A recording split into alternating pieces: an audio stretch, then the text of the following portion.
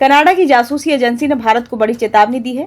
इस एजेंसी का कहना है कि भारत विदेश में खालिस्तानियों को ट्रैक करने के लिए साइबर टेक्नोलॉजी का इस्तेमाल कर रहा है। ये चेतावनी के उस आरोप के एक दिन बाद आई है जिसमें एक शीर्ष भारतीय अधिकारी को वैंकूवर में एक सिख की हत्या सहित हिंसा के लिए जिम्मेदार ठहराया गया।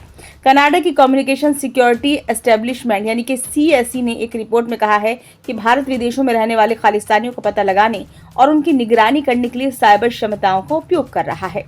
इसके अलावा कनाडाई सरकारी नेटवर्क पर भी साइबर अटैक की बात कही गई है। CSE चीफ कैरोलिन जेवियर ने एक समाचार सम्मेलन के दौरान कहा कि ये स्पष्ट है कि हम भारत को एक उभरते साइबर खतरे के रूप में देख रहे हैं। रिपोर्ट में उनकी एजेंसी ने कनाडा और भारत के बीच द्विपक्षीय संबंधों में दरार को इस गतिविधि के लिए जिम्मेदार ठहराया।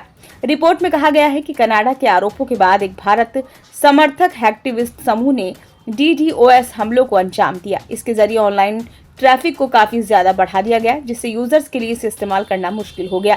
इसमें सेना की सार्वजनिक वेबसाइट सहित कनाडा की कई वेबसाइटों को निशाना बनाया गया। अधिकारियों ने खुलासा किया कि ओटावा ने एक बड़े अभियान के पता लगाया है। इसके तहत मोदी सरकार कनाडाई खालिस्तानियों को निशाना बना रही है। हाउस ऑफ कॉमन्स की जन सुरक्षा एवं राष्ट्रीय सुरक्षा समिति के समक्ष बयान देते हुए उप विदेश मंत्री डेविस मॉरिसन ने वॉशिंगटन पोस्ट की खबर की पुष्टि की है। इस खबर के मुताबिक भारतीय गृह मंत्री अमित शाह को कनाडाई सिखों को डराने धमकाने और यहां तक कि उनकी हत्या की साजिश में शामिल बताया गया है।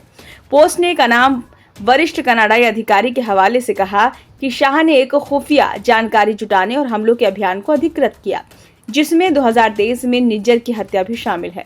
कनाडाई उप विदेश मंत्री मॉरिसन ने कहा कि उनसे जानकारी ली गई थी। उन्होंने कमेटी को बताया कि पत्रकार ने मुझे फोन किया और मुझसे पूछा कि क्या ये वह व्यक्ति था। मैंने इस बात की पुष्टि की। प्रधानमंत्री जस्टिन ट्रूडो और राष्ट्रीय पुलिस ने कहा है कि हत्या में भारत की संलिप्तता के स्पष्ट संकेत हैं।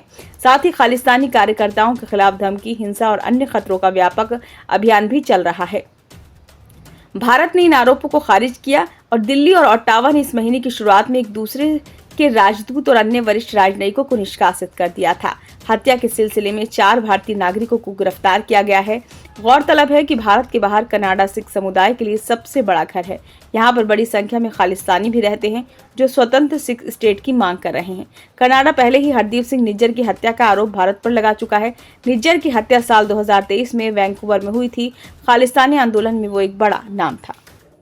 ब्यूरो रिपोर्ट, नई दिल्ली।